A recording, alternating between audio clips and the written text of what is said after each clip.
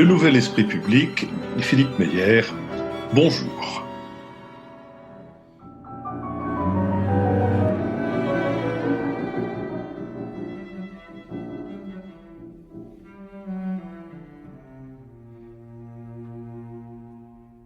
Bonjour, merci de nous avoir rejoints pour cette nouvel enregistrement à distance du Nouvel Esprit Public, au cours duquel nous allons tenter d'éclairer certains aspects de l'actualité avec Jean-Louis Bourlange, député des Hauts-de-Seine, Nicole Niesotto, professeur titulaire de la chaire Union européenne au Conservatoire national des arts et métiers, Richard Verly, correspondant à Paris du quotidien helvétique Le Temps, et Michaela Figel, correspondante à Paris du quotidien germain, devrais-je dire, la Frankfurter Allgemeine Zeitung.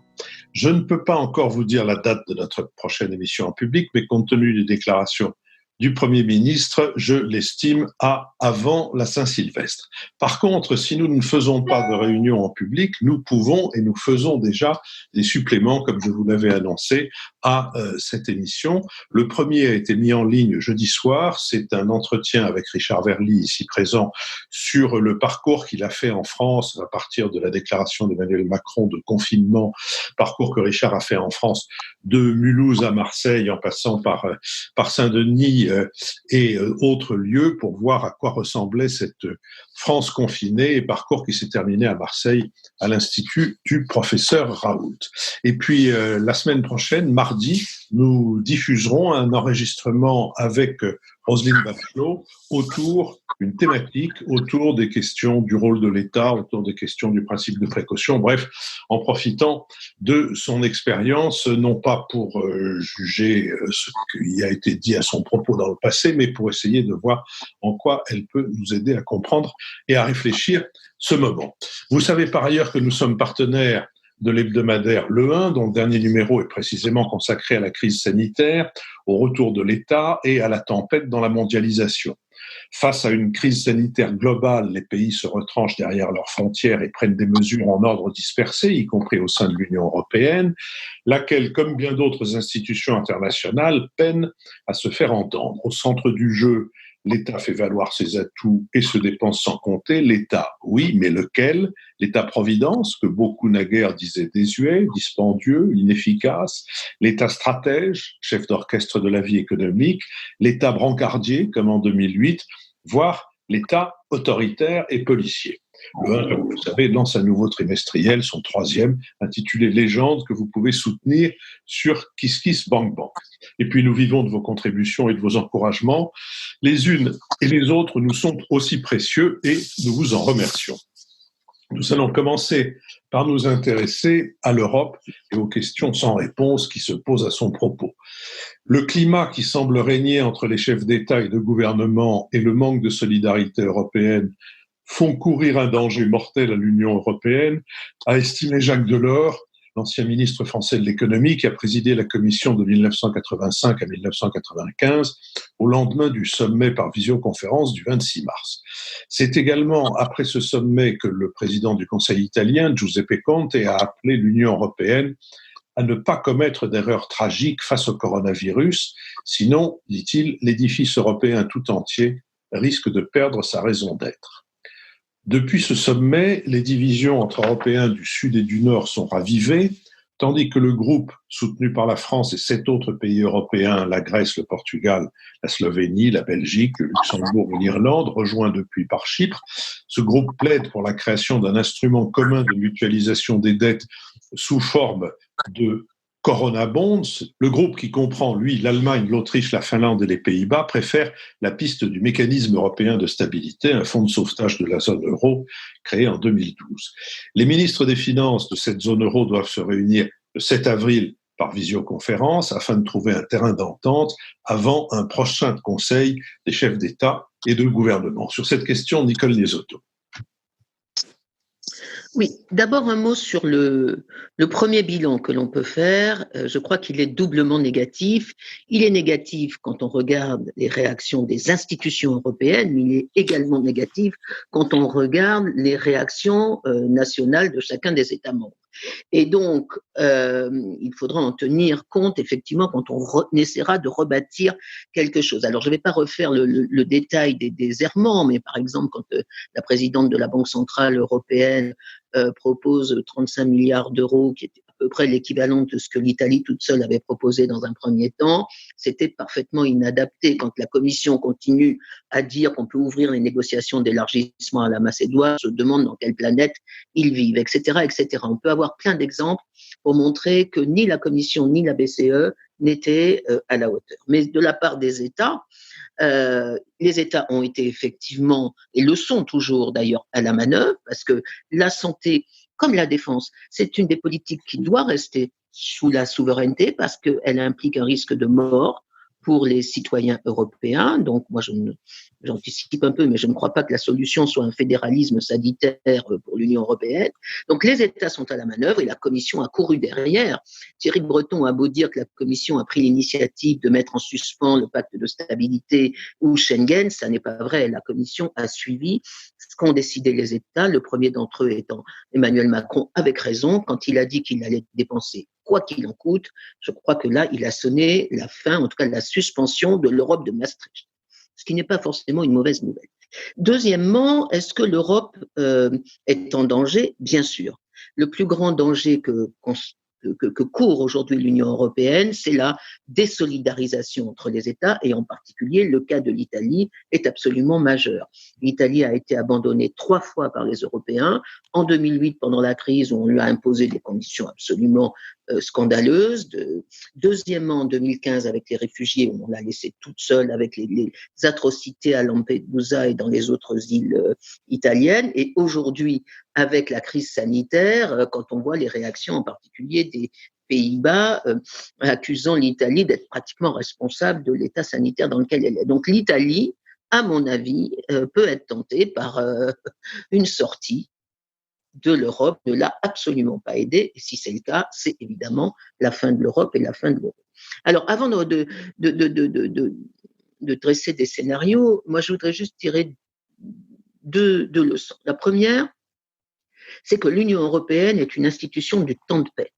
Elle a été faite pour ça, elle a été faite après la guerre, après la crise, elle n'est pas faite pour gérer la guerre et la crise. Donc l'Union européenne fonctionne parfaitement sur le temps long de la stabilité, de la négociation, de la recherche du consensus.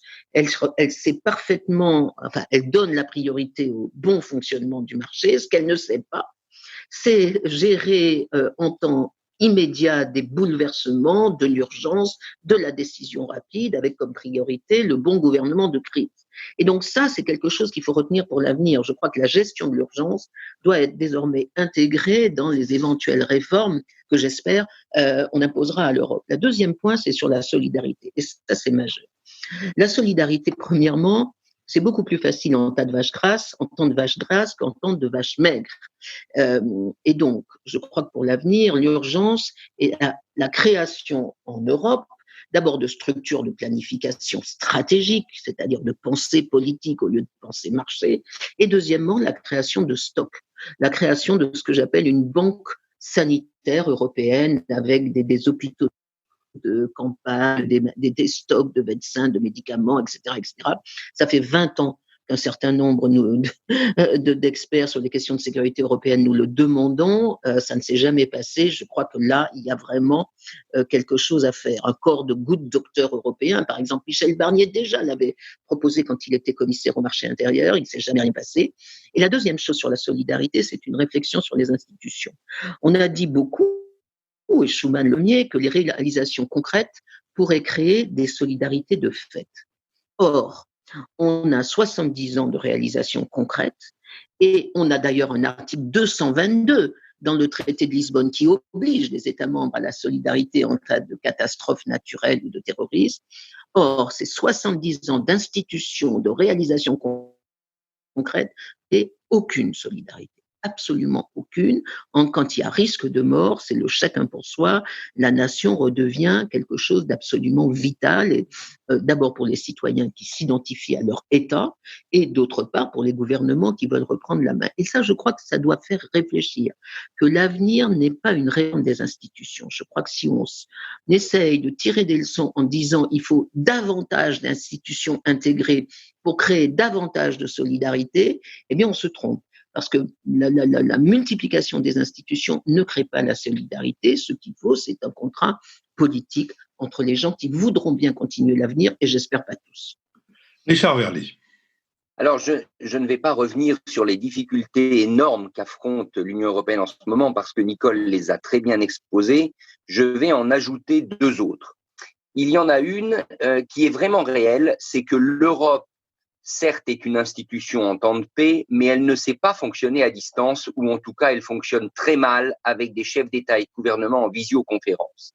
Ça n'a l'air de rien, mais je pense que ce changement, s'il devait perdurer, va s'avérer absolument sismique.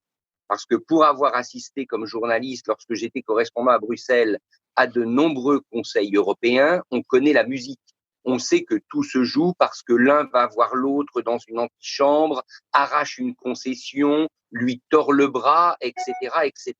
Eh bien, cela à distance, par écran interposé, c'est devenu impossible. Et je crois que là, on est devant un vrai problème de fonctionnement parce que Ursula von der Leyen et la Commission, qui d'ailleurs eux-mêmes sont en partie à distance, ne sont absolument pas en position d'obtenir l'aval de gouvernements qui sont à des centaines de kilomètres, peut-être entourés ou pas de conseillers ou enfermés dans un huis clos, en train de faire je ne sais quoi, et en tout cas pas du tout préparés à accorder les concessions que des rencontres en direct autour d'une table peuvent encore permettre. Ça, c'était la première chose. La deuxième chose, moi, ce qui me frappe, c'est qu'il n'y a pas de révolte aujourd'hui au sein de l'Union européenne. Il devrait y avoir une révolte, soit de la solidarité, ou une révolte, par exemple, contre M. Orban, qui en Hongrie est en train de s'arroger tous les pouvoirs.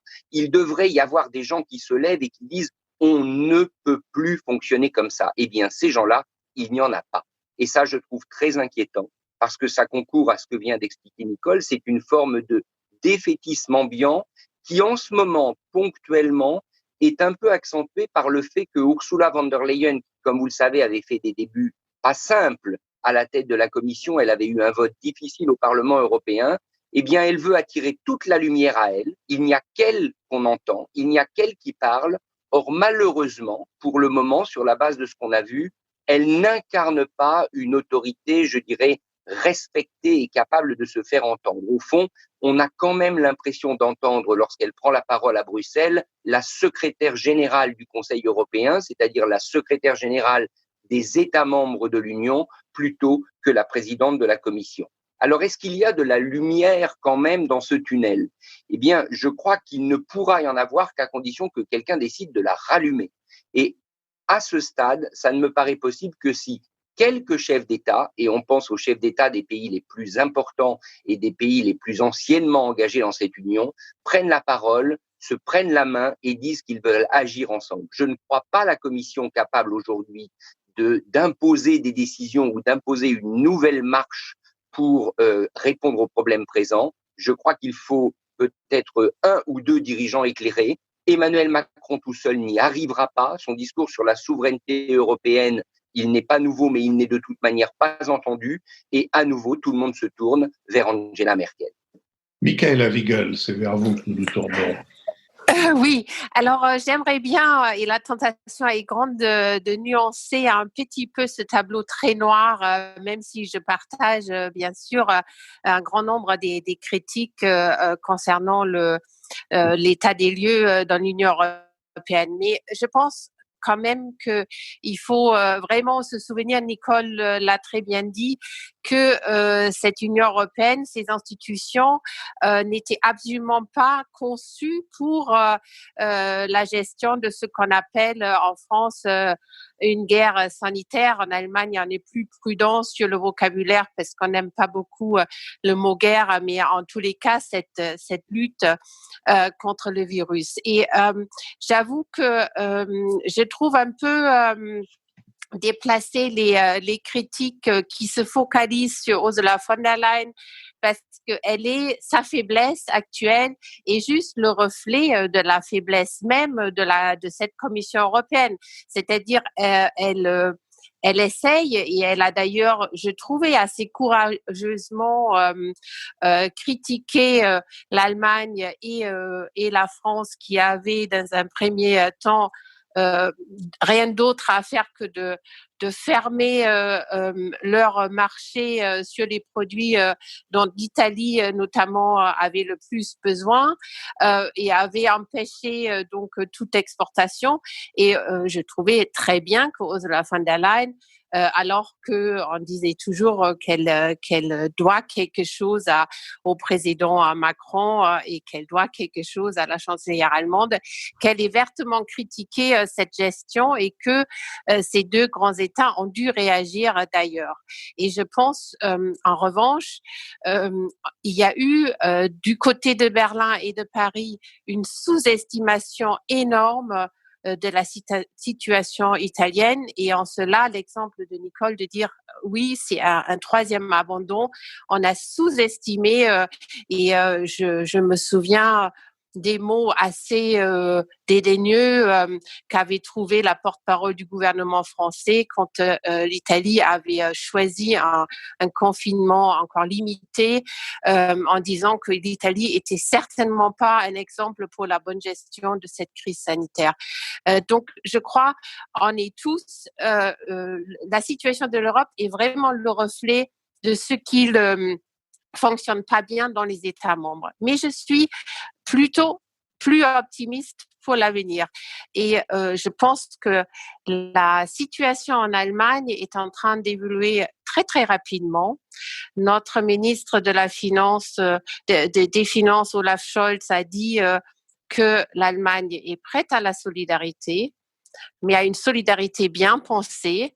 Et ils ont déjà signalé, et ça c'est un résultat de toutes les critiques qui émanaient ces derniers temps, ils ont déjà accepté d'activer ce fameux mécanisme européen de stabilité avec une ligne de crédit de 100 milliards d'euros, mais cette fois-ci sans conditionnalité.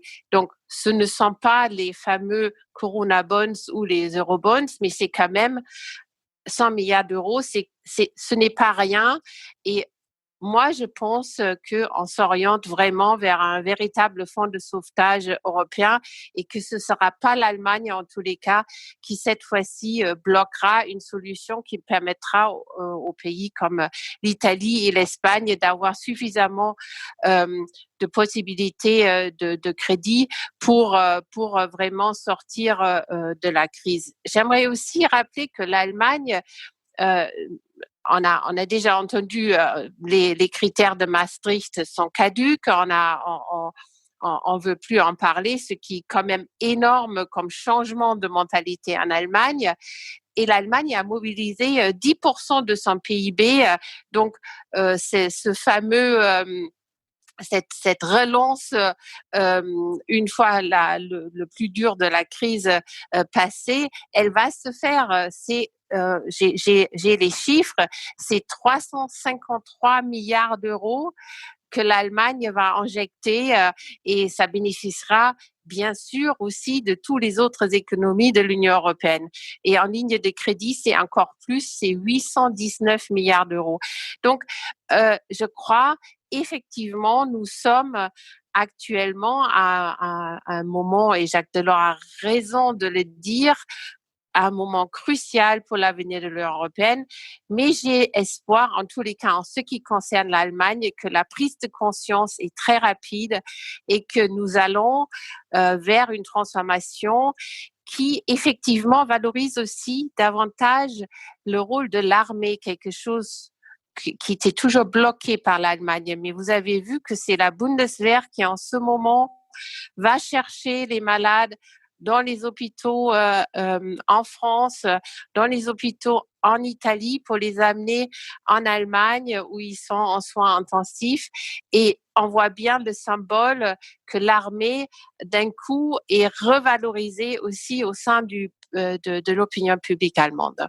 Jean-Louis Bourlange. Oui, enfin, je pense que la Bundeswehr fait un travail tout à fait appréciable et je comprends qu'elle soit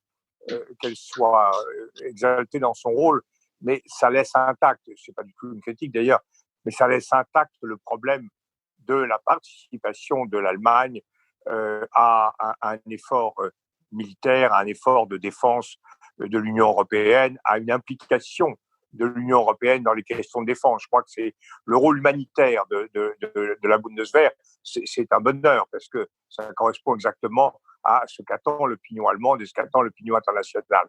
Donc je ne crois pas qu'il faille en tirer des conséquences excessives. Moi, ce qui me frappe, si vous voulez, c'est une différence entre ce qui se passe dans les faits et ce qui se passe dans les têtes. Je crois que dans les faits, les choses ne vont pas si mal et que dans les têtes, en revanche, ça n'est pas du tout au point et c'est même assez grave. Dans les faits, quand on regarde ce que devait faire l'Union européenne, je crois qu'on constate plusieurs choses qui sont assez positives. D'abord, là où il y a des institutions qui fonctionnent, c'est-à-dire, prenons un mot grossier, mais utilisons-le sans vergogne, là où il y a des institutions fédérales, ça fonctionne. Madame, on a fait une allusion critique à une déclaration de Madame Lagarde et à ses premières estimations. En réalité, la Banque centrale a fait exactement ce qu'elle pouvait faire et ce qu'elle devait faire pour apporter un maximum de solidarité aux pays qui sont en état dans l'obligation d'emprunter. La réaction a été vive, rapide, massive, et je crois qu'il faut le dire. Madame la Commission ne fait pas grand-chose, mais précisément parce qu'elle n'a pas de compétences particulières. Alors, effectivement, on a sorti cette histoire sur la Macédoine, c'était assez maladroit. Mais ça n'est pas très important par rapport à la crise. Quant aux décisions de fond sur le pacte de stabilité, moi, je ne trouve pas du tout qu'elles soient contradictoires. Il a toujours été entendu, notamment depuis le traité sur la gouvernance et la coordination des politiques économiques, il a toujours été entendu que le système, ce n'était pas le cas dans les années 90. Dans les années 90, on disait qu'il faudrait ne jamais dépasser 3%, et on avait un raisonnement qui était imposé par le ministre allemand, notamment le ministre bavarois, on ne devait jamais dépasser 3%, quelle que soit la conjoncture. Depuis lors, on a modifié notre approche et on estime à la fois que 3%, c'est trop quand on est en période de croissance et d'emploi, une période positive, que là, on devrait arriver à un équilibre absolu, à zéro déficit. Et en revanche, on admet parfaitement qu'il faut faire du déficit, qu'il faut renoncer à une stabilité excessive quand on est dans un creux économique. Alors, si ce que nous vivons aujourd'hui n'est pas un creux économique, je me demande ce que c'est. Donc, je trouve qu'il n'y a pas du tout mise en cause du système. Et les Allemands, de ce point de vue-là, ne sont pas en contradiction avec eux-mêmes quand ils font ce que nous attendions depuis longtemps qu'ils fassent, parce qu'ils ont été un peu lents au démarrage, c'est-à-dire qu'ils décident de mettre de l'argent, d'investir, ce qui, de toute manière, sera bon pour l'Allemagne et sera bon pour l'Union européenne. De même, Schengen n'a jamais été une espèce de laisser-faire, laisser-passer systématique. Je rappelle qu'au départ, Schengen, c'est un effort des administrations, notamment des administrations policières et douanières, pour réguler l'immigration et pour faire en sorte que les échanges se fassent normalement. Et il a toujours été admis dans les traités, dans les faits, que dans des circonstances difficiles, on pouvait fermer les frontières. Donc je ne crois pas qu'il y ait de remise en cause. Quant à l'absence de solidarité, moi je n'achète pas depuis longtemps le discours sur l'Italie 3 fois abandonnée. Je crois, quand on regarde, par exemple, pour parler que de l'immigration, l'Allemagne en a pris plus que sa part et fait infiniment plus que l'Italie. Nous-mêmes, nous avons des chiffres d'accueil des immigrés qui sont, au cours des 3-4 dernières années, à peu près comparables à ceux de l'Italie, même si l'Italie a été effectivement une terre exposée parce que c'est un territoire de premier accueil.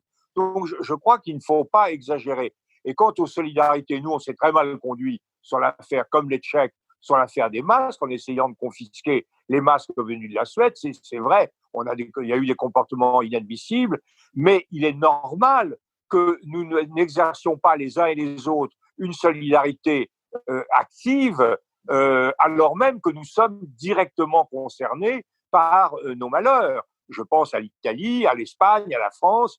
Chacun est enfoncé dans son affaire et réagit. Donc, de ce point de vue-là, je crois qu'il faut. Alors évidemment, il y a eu. Je suis d'accord, je suis tout à fait sensible à ce qu'a dit Richard sur les vidéoconférences. Je crois que ça n'aide pas. Et évidemment, on a eu l'inévitable Mark Rutte qui dit, enfin, c'est le discours unique absolument des Néerlandais, touchez pas à mon argent, point final. Ça, on a ça, c'est une prime, un cadeau bonus que les Néerlandais apportent régulièrement à l'Union européenne. Donc, je ne pense pas que nous soyons dans une difficulté particulière. En revanche, je crois que l'absence totale de réaction en profondeur, d'attente claire, précise des opinions d'une initiative européenne montre, et ça je suis tout à fait d'accord avec, je crois que c'est Nicole qui l'a dit, avec le fait que la solidarité de fait ne s'est pas instituée entre nos peuples. Et là, je ferai 2 remarques. La première, c'est que en réalité, on n'a pas depuis 20 ans depuis plus de 20 ans, depuis Maastricht, depuis la chute de l'Union soviétique, on n'a pas fait un choix intelligent en faveur de ce que j'appelle l'Europe particulière par opposition à l'Europe universelle. L'Europe universelle, c'est une espèce d'organisation qui préfigure une organisation mondiale, globalisée de l'humanité. Bon, c'est une Europe d'ouverture, d'exemplarité, une Europe qui incarne le futur rêvé de l'humanité. Oui, je parlais de malheur dans la tête des Européens de 2 manières. Je pense d'abord que l'Europe particulière, c'est-à-dire l'idée que l'Europe est un ensemble géopolitique déterminé au milieu d'une communauté avec d'autres ensembles avec lesquels nous sommes en situation d'association rivalité, n'est pas rentrée du tout dans le logiciel des Européens. Et ça, c'est très grave. Nous sommes attardés à une Europe universelle, alors que nous devons porter une Europe particulière. Et la seconde chose que je voulais dire, c'est que je crois depuis toujours, c'est-à-dire depuis 30 ans, que les Européens se dérobent devant la chose qui pourrait créer de la solidarité, c'est-à-dire la mise sur la table, en public, du pacte européen. Il n'y a pas de solidarité possible si les Européens ne savent pas dans quel système ils sont, s'ils ne savent pas quelles sont les compétences qu'ils veulent exercer en commun et les compétences qu'ils veulent garder pour eux-mêmes, s'ils ne savent pas quel est le modèle démocratique institutionnel qui est abusivement critiqué, vilipendé par des gens qui n'y connaissent rien et qui refusent de le comprendre. Ce système existe, il faut l'améliorer, il faut surtout que nous en soyons conscients pour que nous puissions nous l'approprier. Et enfin, le problème des frontières, tant que nous ne saurons pas, et c'est posé à nouveau par le problème Orban, tant que nous n'admettrons pas que l'Union européenne, que les frontières de l'Union européenne, c'est l'acceptation de la démocratie et du respect du droit, nous ne pourrons pas construire cette communauté solidaire capable de faire face ensemble aux défis qui lui sont lancés. À plusieurs propos de Jean-Louis Bourlan, je suis complètement d'accord avec ce que vous avez dit à la fin, Jean-Louis, sur la refondation du contrat européen, et pas du tout d'accord avec le début où vous donniez l'impression que finalement cette crise n'est pas si grave, que les institutions ont joué leur rôle. Je ne crois pas du tout. Je pense que ce n'est pas une crise pour l'Union européenne, c'est une vraie rupture. On ne peut pas continuer après sur les mêmes bases qu'avant. Ça me paraît inachetable par l'ensemble des citoyens européens. Deuxièmement, sur l'Italie, la question, c'est autant une affaire de paix que de perception. Or, Enrico Letta lui-même, l'ancien Premier ministre italien, n'arrête pas d'alerter sur le fait qu'une énorme majorité aujourd'hui d'Italiens ne veulent plus entendre parler de l'Europe. Et donc, on a beau leur dire qu'on a pris autant de réfugiés qu'eux, ce qui n'est pas vrai, ça ne marchera pas. Troisièmement, ce qui me navre, moi, de la part de la Commission, c'est qu'elle essaye toujours de faire croire qu'elle est meilleure que les États membres. Au lieu de dire, cette crise, ce sont les États qui sont à la manœuvre, et c'est normal parce que c'est de leur compétence souveraine, nous on va les aider, on va les appuyer. Au lieu de dire ça, et regardez le site de la Commission, c'est parfaitement incroyable. La Commission essaye de faire croire que c'est elle qui a tout vu, tout décidé, tout planifié et qu'elle va résoudre tous les problèmes. Je trouve que ce n'est pas correct. Dans le lien, si on a une vraie subsidiarité entre la Commission et les États membres, alors il faut que ce soit respecté également dans le discours.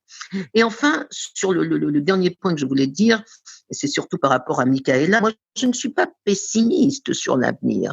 Je pense que l'Europe est encore plus nécessaire qu'avant, mais pas la même. Et pour mettre les pieds dans le plat, moi, je pense que l'Europe de Maastricht est finie. Il faut faire autre chose. Je suis favorable à une nouvelle conférence de Messine dès la fin de cette crise, que les États membres qui le veulent, comme dit Jean-Louis, proposent un nouveau contrat, peut-être sans les Tchèques, sans les Polonais pour l'instant, tant pis pour eux. Si les Pays-Bas ne veulent pas, tant pis pour eux. Je crois qu'on ne peut pas simplement ripolliner et dire que finalement, c'est pas très grave, on va réparer 2 ou 3 trucs et faire comme avant. Donc ça, je pense qu'il faut quand même, vis-à-vis des opinions publiques, marquer le coup et dire ce qu'on a vécu aujourd'hui avec cette crise, c'est encore plus important que la chute de l'Union soviétique en 90. C'est une rupture majeure, non seulement de l'Europe, mais du système international. Et on ne pourra pas reconstruire une Europe sans reconstruire une mondialisation. L'un ne va pas sans l'autre. Michaela Wiegel. Oui, alors c'est vrai qu'en Allemagne, les théories de tabula rasa mais je crois vraiment chez nous, c'est historiquement, on a tellement connu des ruptures que ça nous fait peur et ça nous fait peur aussi de dire on va refaire l'Europe, mais probablement avec moins de monde, on laissera de côté les pays de l'Est qui nous posent problème.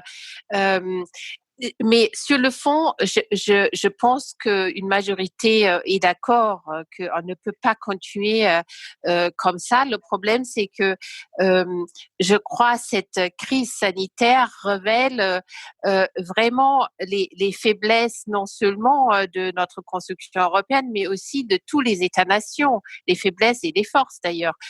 Et donc, je crois c'est trop tôt pour déjà tirer les conclusions. Moi, j'ai trouvé très pratique, très pragmatique cette idée de dire ce qu'il faudrait faire aujourd'hui, et on le voit, il y a encore des pays qui ont des capacités à accueillir des patients qui ont besoin des soins intensifs. Il y en a d'autres, comme dans certains endroits en France, en Espagne, en Italie, où on doit décider de laisser mourir des gens parce qu'on n'a tout simplement pas les lits de réanimation qu'il faudrait. Pourquoi on ne crée pas très rapidement un système entre hôpitaux européens pour donner les disponibilités, et très rapidement aussi on donne des instructions à nos armées qui ont suffisamment d'avions de transporter. Je pense le message symbolique que l'Europe existe et que quelque chose peut marcher sera d'autant plus fort. Et dans un deuxième temps, effectivement, il faudrait revoir tout ce principe de solidarité. Mais moi, ce qui me semble, c'est que à l'heure actuelle, ce qu'attendent les opinions publiques, et notamment l'opinion publique italienne qui s'est complètement détournée de l'Europe, c'est des actes concrètes. Ils veulent voir que quelque chose vient vraiment de l'Europe et que ce n'est pas seulement des paroles et des déclarations. Donc, je crois vraiment aujourd'hui, on devrait trouver, et c'est pas seulement des dons de masques, mais on devrait montrer que ensemble, on est vraiment plus fort et chacun peut donner un peu de ses capacités pour que ça marche mieux au niveau européen. Richard Verly? Je trouve que l'utilisation du mot symbolique par Michaela est vraiment bienvenue parce que c'est aussi en période de crise ce dont on a besoin. C'est de symboles forts auxquels les gens puissent se rattacher afin de croire dans le destin commun européen. Ce qui se passe dans les hôpitaux, je prends l'exemple de l'Allemagne, de l'Autriche, également de la Suisse qui ont accueilli des patients français, c'est extraordinaire. Et ça, vraiment, il faut le souligner. Il y a là une vraie solidarité européenne, auquel d'ailleurs les différents chefs d'État et de gouvernement ont rendu hommage. Ça doit être absolument dans la tête de tout le monde. Ça marche. L'Europe de la coopération sur le plan de la santé, lorsque c'est possible, ça marche et ça, cela veut dire beaucoup. Après, sur la question d'impliquer éventuellement ensemble les forces armées, j'avoue que je suis très surpris que ce ne soit pas le cas, parce que s'il y a des institutions qui, au sein de l'Union européenne savent fonctionner ensemble, même si en général elles le font plutôt avec le chapeau de l'OTAN, c'est les forces armées. Elles savent très bien travailler de concert et donc je suis surpris qu'il n'y ait pas un état-major sanitaire militaire européen qui se soit mis en place. Toutes ces armées ont des services de santé compétents qui savent gérer ce type de crise. Là, je me pose la question, pourquoi cela n'a pas eu lieu? La réponse doit sans doute être que chaque pays préfère garder ses moyens pour lui-même. Enfin, dernier point, il y a quand même un problème du côté de Bruxelles, même si Jean-Louis, à juste titre, souligne qu'un certain nombre de choses fonctionnent, c'est qu'on n'a pas l'impression que la Commission et les institutions européennes sont en mode urgence. Les mots sont ceux d'urgence, les montants annoncés, les milliards, les centaines de milliards d'euros annoncés correspondent à une situation d'urgence, mais quand on écoute les dirigeants de la Commission européenne s'exprimer, on n'a pas cette impression. Il n'y a pas aujourd'hui d'état-major 24 heures sur 24 qui, je dirais, état-major visible, parce qu'il y a évidemment des conseillers techniques qui travaillent tout au long de la journée. On n'a pas cette impression d'un état-major bruxellois qui se mobilise. On n'a pas ce panorama permanent de l'épidémie au niveau de l'Union européenne dont on aurait besoin. Il y a encore des instruments, des sites web, mais tout ça n'est pas suffisamment, je dirais, accessible par tout un chacun, pédagogique et disponible. Là, je suis désolé, quand on est en temps de guerre, s'il s'agit d'une guerre, il faut que les consignes soient visibles, comprises immédiatement par tous. Et de ce point de vue, on voit bien que la Commission européenne ne sait pas travailler en temps de crise, ne sait pas suffisamment se mobiliser d'une manière différente de ce qu'elle fait en temps ordinaire. Jean-Louis Bourlanges. Oui, d'abord, loin de moi l'idée de dire que la crise n'est pas importante, la crise de l'Union européenne n'est pas importante. Ce que je constate simplement, c'est qu'elle ne se situe pas forcément au niveau où elle est souvent décrite. Je pense qu'il n'y a pas, compte tenu des compétences extraordinairement limitées de l'Union européenne, il n'y a pas de défaillance particulière de ce côté-là. Il y a effectivement une absence de solidarité assez grande des États membres, encore que ça évolue, et surtout une indifférence des opinions publiques et qui ne savent pas en réalité ce qu'on est en droit d'attendre de l'Union européenne. Et moi, je me méfie, Michaela, de toutes ces déclarations au contraire de ce que vient de dire Richard, sur des mesures symboliques, des gestes forts. On est abreuvé de gestes forts, de mesures symboliques. Le problème, c'est que l'Union européenne n'est pas en phase parce qu'elle n'est pas en compétence, elle n'a pas de responsabilité particulière sur cela. Et là, derrière cela, il y a la grande carence des dirigeants publics européens depuis la disparition de la seconde vague des pères fondateurs. La seconde vague des pères fondateurs, c'était Giscard, Mitterrand, Kohl, les Italiens, Felipe González, etc., qui ont quitté le pouvoir au milieu des années 90 après avoir réalisé le traité de Maastricht, dont je suis désolé, Nicole, ce traité contient tous les éléments pour faire quelque chose de politiquement fort, à condition que les dirigeants et que les personnels politiques des différents pays assument ce qu'il y a dans ce traité ce qui n'a jamais été fait, puisque dès qu'il a été ratifié, on a commencé à freiner les cas de fer et à limiter cela à la création technique d'une monnaie, alors qu'il impliquait beaucoup plus et qu'il était à une vraie conquête démocratique. Donc il y a quelque chose qui n'a pas été fait, il y a un pacte qui n'a pas été proposé aux Européens, qui n'est pas un pacte révolutionnaire, qui n'est pas un pacte où on crée les États-Unis d'Amérique, etc., mais qui permettrait à l'ensemble des opinions publiques de savoir ce qu'ils peuvent attendre et ce qu'ils ne doivent pas attendre de l'Union européenne, et ce qui leur épargnerait cette espèce de procès en sorcellerie, indifférencié, mal documenté et débouchant sur des choses qui me choquent. Quand Nicole, tu dis il faut tout changer ou ça ne peut pas durer comme ça, moi je ne sais pas ce que ça veut dire. Je ne sais pas. Tout changer, ça n'existe pas pour moi. La tabula rasa, comme disait Michaela, il faut savoir ce qu'on doit changer. La disruption pour la disruption, ça ne marche pas. Il faut savoir ce qu'on doit changer, ce qu'on veut changer. Ça implique l'universel et l'infini de notre inattention, dit Bachelard. Il n'est de science que du particulier, il n'est de volonté que du particulier. Et nous sommes dans une situation où je ne sais pas si ça peut durer, mais ça va durer comme ça. Ça va, ou alors peut-être que la seule chose qui puisse claquer, c'est l'union monétaire. Je ne pense pas qu'elle claquera. Et sinon, nous aurons cette petite Europe qui ne sait pas ce qu'elle fait, avec qui elle le fait et pourquoi elle le fait, mais qui continuera de le faire dans une atmosphère, et là vous avez raison, dans une atmosphère d'indifférence et même d'hostilité, et pas de révolte, mais d'hostilité et de mépris de l'ensemble des peuples. C'est ça que je vois. Et ça, la responsabilité, c'est d'abord qu'on ne pose pas clairement le pacte. Une constitution, c'est un pacte, un ensemble, c'est un pacte démocratiquement ressenti par les populations. Et là, l'Union européenne a besoin de répondre aux trois questions. Qui, quoi, comment. Michaela, a dit.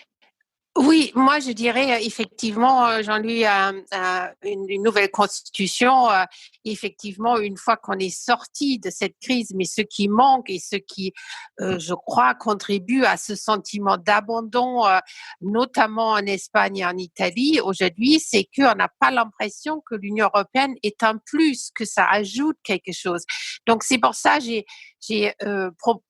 j'ai développé cette idée d'un système d'élite disponible au niveau de l'Union européenne pour qu'on montre que ça peut aider. On a eu des situations grotesques à la frontière entre la France et l'Allemagne, et dans un premier temps, à Mulhouse, on était obligé de refuser des patients qui avaient plus de 75 ans et des comorbidités, comme on dit, parce que par manque de lits, alors que à 40 kilomètres de là, il y avait des hôpitaux vides. Et heureusement, on a surmonté cette frontière qui s'était à nouveau érigée et je pense que c'est un exemple qu'on aurait dû faire très en avant pour l'Italie, pour soulager les hôpitaux débordés de l'Italie. Autre aspect, on sait que on devra toutes nos sociétés européennes, on devra réfléchir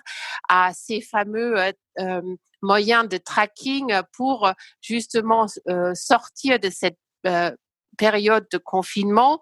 Ça posera bien sûr des questions sur nos datas, sur nos données personnelles. Alors, pourquoi on ne peut pas développer une application européenne en respectant justement ce qui nous est cher, nos données personnelles, mais en même temps aider à une protection sanitaire, c'est-à-dire savoir quand on était à proximité d'une personne infectée pour éviter qu'il y ait une deuxième vague d'infection. Ça, je pense, ce serait l'Europe très concrète et ça aiderait beaucoup à introduire cette deuxième phase qui, effectivement, devrait probablement consister à poser dans le calme quelles sont vraiment les compétences, qu'est-ce qu'on veut faire ensemble et qu'est-ce qu'on ne veut pas faire ensemble. Nicole Desotto. Oui, ça n'est pas moi qui veux tout changer. Moi, je n'aime pas particulièrement non plus les tabula rasa, mais c'est le virus qui fait tabula rasa. Il fait tabula rasa aujourd'hui de la mondialisation. C'est évident que l'interdépendance absolue, la déréglementation absolue, c'est fini et que ça aura des conséquences également sur le marché unique. On ne peut pas réformer le capitalisme mondial sans réformer le fonctionnement du marché unique. Et c'est le virus qui montre l'inefficacité, voire l'inutilité de l'échelon européen aujourd'hui par rapport à l'échelon national, sauf sur le plan éventuellement de la mobilisation de sommes très importantes de l'argent. Je fais une parenthèse, d'ailleurs, l'Allemagne mobilise pour elle seule 10% de son PNB, c'est-à-dire 300 et quelques milliards d'euros, c'est la moitié de ce que mobilise la Banque centrale, qui mobilise 750 milliards. Donc la Banque centrale, pourquoi si peu, je dirais? Non, il y a quand même un vrai problème. Et donc, la tabula rasa, c'est le virus qui l'a fait. Et donc, après, quand on sera sorti de cette crise, et je suis complètement d'accord avec Michaela sur le fait que l'urgence, c'est de prendre des mesures de solidarité concrètes, mais quand on sera sorti de cette crise, on sera dans un autre monde. Et encore une fois, pour moi, les règles de fonctionnement de Maastricht, les règles du marché unique avec la libre circulation des biens, des marchandises, des travailleurs, des capitaux ne pourra plus fonctionner puisque ça ne sera plus la règle pour l'économie mondiale. Et donc, je crois que vraiment, c'est un moment de rupture, ça n'est pas un moment de crise. Richard Verly. Le pire serait d'achever nos débats sans ouvrir des perspectives. Il faut des perspectives, surtout dans une période comme ça d'urgence, de crise et d'angoisse. Personnellement, je vois deux possibilités pour la Commission et pour les institutions européennes. La première, c'est d'empoigner vraiment le défi que va constituer la future relation avec nos grands partenaires commerciaux sur ces questions sanitaires, et je pense notamment à nos relations avec la Chine sur la question des masques, du gel hydroalcoolique et autres composants de notre sécurité sanitaire. Il faut très vite que sur ce plan, et elle commence à le faire, la Commission européenne agisse, mette en place des moyens et qu'on voit là qu'il y a une réponse directe aux problèmes que nous rencontrons tous en ce moment. La deuxième perspective, à mon sens, c'est que la Banque centrale européenne aille beaucoup plus loin et précisément dans son plan et dans ce qu'elle souhaite faire. Parce qu'on voit bien qu'il y a des interrogations autour de ce montant. Personnellement, j'ai regardé la conférence de presse du secrétaire d'État au Trésor américain.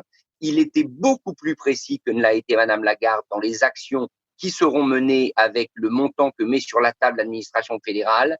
Donc, de ce point de vue, on attend de Madame Lagarde qu'elle soit vraiment une commandante en chef économique. Je crois que ça donnerait un deuxième signal fort qui peut-être rallumerait un peu de lumière dans ce tunnel que nous vivons. Jean-Louis Bourlange.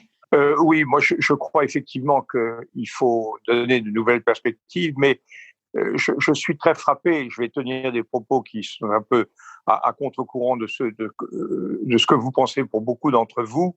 Je pense que nous sommes dans l'erreur profonde des conséquences. J'entends plusieurs choses. D'abord, je ne suis pas du tout d'accord avec ce qu'a dit Nicole sur la fin de la mondialisation.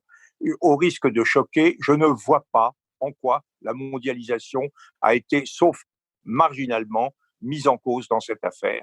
Et je crois qu'elle ne le sera pas à l'avenir. Certes, on a abusé d'une politique de flux tendu et on n'a pas fait assez de stock, mais pour le reste, cette pandémie, c'est effectivement, elle est transfrontalière, mais elle ne met pas du tout en cause en profondeur les structures ouvertes de l'économie. Et je ne vois pas d'ailleurs comment on pourrait imaginer un seul instant que nous définissions des systèmes de production qui seraient tout à coup renationalisés. Je crois que c'est une vue de l'esprit. La deuxième chose, c'est que je suis très effrayé par toute l'attente de caractère un peu socialiste, entre guillemets, en disant il faut augmenter les transferts sociaux, ce que dit par exemple M. Berger, il faut prendre l'argent chez les riches, augmenter les transferts sociaux. Je crois que ça n'est pas du tout ça. Les transferts sociaux sont massifs en France, ils sont massifs en Europe, ils sont très mal utilisés.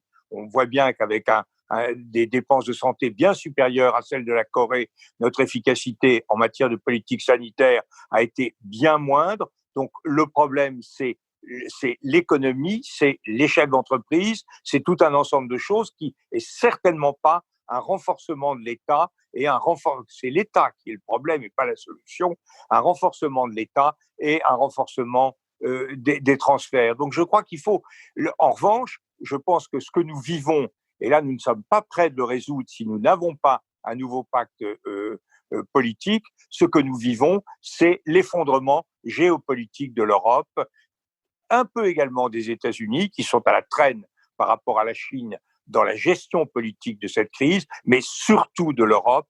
L'Europe est clairement passée du mauvais côté de la force, du côté des pays qui ne sont pas capables de réagir, qui ne sont pas capables de s'unir, qui ne sont pas capables de faire les investissements et les efforts nécessaires. Et là, il y a quelque chose de très grave. Et moi, je serais une sorte de pseudo-Lavoisier pessimiste. Je dirais, rien ne se créera, hélas, et tout va se dégrader. Je crois que c'est ça qui nous menace, une dégradation générale et non pas une véritable transformation de nos sociétés. Je suis très pessimiste sur notre capacité à poser les vrais diagnostics et à réagir avec les moyens authentiquement appropriés aux problèmes auxquels nous sommes confrontés. Sur ces paroles d'espoir, je ferais observer que nous avions espéré pouvoir parler aussi de la Chine et des vérités, des mensonges et des nouvelles initiatives prises par la Chine et dans ces manifestations de rebond de ce que le président chinois a appelé la route de la soie de la santé. Mais évidemment, nous sommes étendus beaucoup sur cet important sujet qui est le sujet de l'Europe. Je vous propose donc que nous passions directement à notre dernière séquence, après que j'ai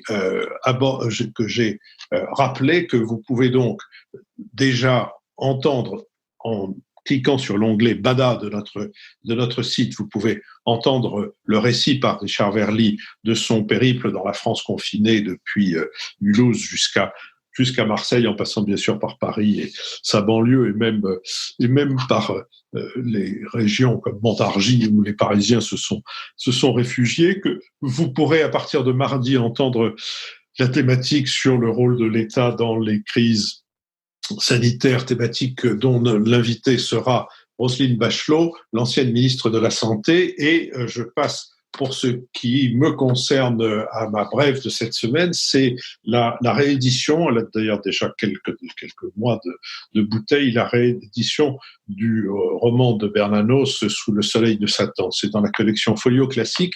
Il y a d'une part le roman lui-même, il y a d'autre part une excellente préface de Michel Crépu, le patron de la NRF, et il y a quelque chose d'extrêmement intéressant dans cette édition, c'est la chronologie de la vie de Bernanos, qui est établie par l'un de ses petits-fils, Gilles Bernanos, le fils de son fils aîné, Jean-Loup, et qui aidera, à mon avis, beaucoup de gens qui y voient flou quand on parle de Bernanos et qui ne savent pas très bien quelle sorte d'histoire personnelle et politique a été la sienne. C'est donc dans la collection Folio Classique.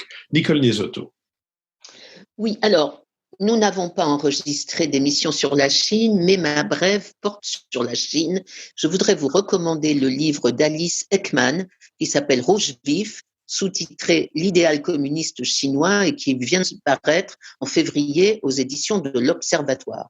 Alice Ekman est une universitaire, elle est maître de conférence à Sciences Po et chercheur à l'Institut européen d'études de sécurité, et son propos est de montrer, avec énormément de conviction, je dois dire, que la Chine n'est pas une dictature capitaliste, que la Chine a une vraie idéologie communiste, que l'objectif de Xi Jinping, c'est de parvenir à la, je cite, disparition ultime du capitalisme et la victoire finale du socialisme. Et elle le fait à partir d'enquêtes extrêmement intéressantes de plus de 400 personnes interrogées en Chine pendant 7 ans.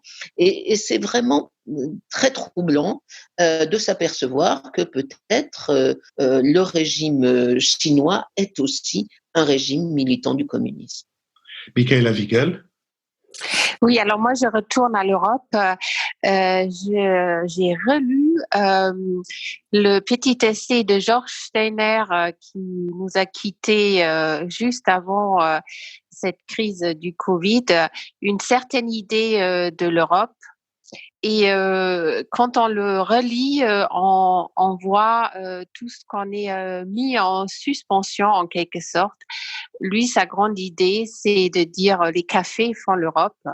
Dessinez la carte des cafés, vous obtiendrez l'un des jalons essentiels de la notion d'Europe. Et ce que je trouvais très beau, et ça rejoint l'idée de rupture dont on a parlé, c'est vers la fin, il dit la dignité de l'homme, c'est la découverte de la sagesse, la quête d'un savoir désintéressé, la création de beauté.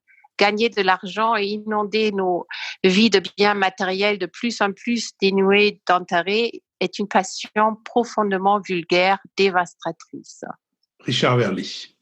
Alors, pour rebondir sur ce que vient de dire Michaela, un article du New York Times que je vous recommande, je pense qu'il est possible de le retrouver facilement sur Internet, c'est de Steven Erlanger qui justement a fait un papier sur la disparition de la Café Society, de la société des cafés qui fait l'Europe. Elle est frappée de plein fouet par le coronavirus qui oblige toutes les terrasses à être verrouillées. Je trouvais que c'était un très bel article, donc je vous le recommande. C'est sur Internet. Et sinon, en termes de lecture, ce n'est pas réjouissant. Il se trouve que je me suis plongé dedans. C'est le très beau livre qu'avait écrit il y a quelques mois Sorge Chalandon sur la catastrophe minière de Liévin en 1974, le jour d'avant. C'est publié chez Grasset. Alors, je l'avoue, ce n'est pas le livre à lire pour vous redonner le moral dans ces moments difficiles, mais c'est un très beau livre. Jean-Louis Bourlange. Oui, bien qu'on en ait beaucoup parlé ces jours-ci, je voudrais quand même dire quelques mots sur la mort de mon ami Patrick Devedjian. C'était pour moi une douleur très personnelle. C'était un ami personnel. Sa famille et la nôtre et la mienne étaient profondément liées. Il m'avait beaucoup accompagné dans la disparition d'Angéline. Donc c'était quelque chose de très personnel que j'ai vécu. Mais ce que je voudrais dire, c'est que c'était sans doute au milieu de... Il y a deux choses qui frappent. D'abord, une extraordinaire juvénilité de l'apparence, avec ce regard pétillant de malice de renard, qui rend particulièrement choquante, particulièrement difficile l'acceptation de sa mort. Mais au-delà de ça, je voudrais dire que en tant qu'homme politique, je crois que c'est un des rares hommes politiques à avoir authentiquement mis au cœur de ses préoccupations, de ses priorités, la culture, l'art, la musique. Ce qu'il a fait dans les Hauts-de-Seine, au service notamment de la scène musicale, le concours qu'il n'a cessé d'apporter aux formations orchestrales de Laurence Equilbé, c'était en fait chez lui la conséquence d'une vraie conviction personnelle. De ce point de vue-là, c'était un peu un prince de la Renaissance, un héritier de l'Orient également, quelqu'un qui considérait qu'au bout du compte, la vie collective était faite pour aboutir à la beauté. Et par les temps, on a une conception extrêmement dégradée de l'engagement politique. Je pense que cet idéal-là, il l'a porté très haut et il mérite d'être salué. Merci à tous. Merci à Sophie Jacquin avec qui cette émission a été préparée. Merci à Charles de Cilia, notre ingénieur du son. Merci à Benoît Carré qui veille à l'ensemble de ces enregistrements et qui s'occupe aussi de leur traduction en un compendium. Salut à notre producteur. Nouvelles écoutes. Rendez-vous donc sur notre site à partir de mardi pour la thématique avec Roselyne Bachelot, d'ores et déjà pour le récit par Richard Verly de son voyage à travers la France confinée, et puis d'une manière générale, tous nos suppléments seront à retrouver sur notre site à la rubrique Pada. Merci et à mardi ou à la semaine prochaine ou aux deux.